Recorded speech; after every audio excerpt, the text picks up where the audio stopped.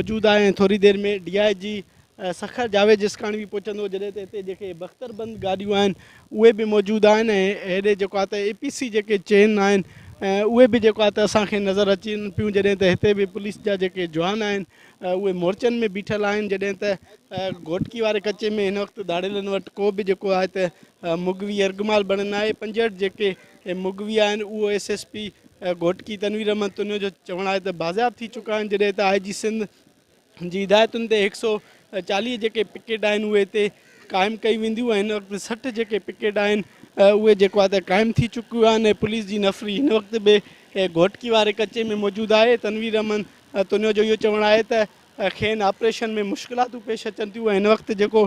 पाणी आहे उहो बि दरिया अंदरि अची रहियो आहे ऐं वण बि हिते घाटा आहिनि जॾहिं पुलिस ऑपरेशन करण लाइ वञी रही आहे त दाड़ेल जेको आहे त ॿेड़ियुनि ज़रिए ॿिए पासे वञनि पिया ॿ जेके उतां आहिनि पाणी जा लंग आहिनि जिन में दाड़ेलनि जूं जेके ॿेड़ियूं आहिनि उहे बि हिते मौजूदु आहिनि ऐं कुझु जेको घोटकी वारे कचे में जेको